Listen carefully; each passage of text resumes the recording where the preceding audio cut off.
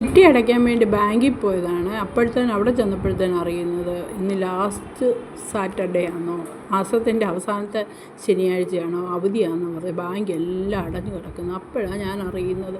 അപ്പോൾ ഞാൻ അടുത്ത് നിൽക്കുന്ന ഒരു ചേച്ചിയോട് ചോദിച്ചേ ബാങ്ക് എല്ലാം എന്നെ അടഞ്ഞു കിടക്കുന്നതെന്ന് ചോദിച്ചപ്പം പറഞ്ഞു, അയ്യോ ഇന്ന് സെക്കൻഡ് സാറ്റർഡേ അല്ലേ മോളെ എന്ന് ചോദിച്ചു. ഞാൻ പറഞ്ഞു ആണോ, ഇന്ന് സാറ്റർഡേ ആണെന്ന് എനിക്കറിയാം, പക്ഷെ പിന്നെ അറിയുന്നത് ലാസ്റ്റ് മാസത്തിൻ്റെ അവസാനത്തെ ശനിയാഴ്ചയാണെന്ന് അറിയുന്നത്. പിന്നെ അവിടുന്ന് നേരെ കുറേ മെഡിസിനൊക്കെ മേടിക്കാൻ പോകണമായിരുന്നു. അവിടെയൊക്കെ പോയിട്ട് തിരിച്ച് വരുന്ന വഴിക്ക് ഞാൻ അവിടുത്തെ ഒരു ഐസ്ക്രീം മേടിക്കാം എന്നും കണ്ട് അവിടെ കയറി ഒരു ഐസ്ക്രീമും മേടിച്ചു. അപ്പം കുട്ടൂസിന് ഇന്ന് മേടിക്കേണ്ടതെന്ന് വിചാരിച്ചു. അവന് എപ്പോഴും ഞാൻ മേടിച്ച് കൊടുക്കുന്ന അവന് കൊള്ളത്തില്ലല്ലോ, അപ്പോൾ പിന്നെ ഞാനങ്ങ് മേടിക്കാമെന്നും കണ്ട് കൊതി കൊണ്ട് തിന്നതാണ് ഗൈസ്. അപ്പോഴത്തേനും ചുരിദാറെ മൊത്തം അങ്ങായി.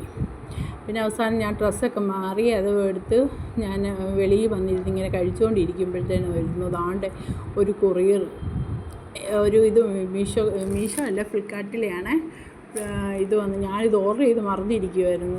വന്നപ്പോഴത്തേനും ഭയങ്കര സന്തോഷമായി, നല്ല രസമുണ്ട് ഗൈസ്. ഇന്ന് ഞാൻ അവിയലും മീൻകറിയും എല്ലാം ഉണ്ടാക്കിയിട്ട് പാത്രത്തിലാക്കി വെക്കണമെന്ന് പറഞ്ഞ് വിചാരിച്ചിരുന്നപ്പോഴാണ് പുതിയ പാത്രം വന്നത്.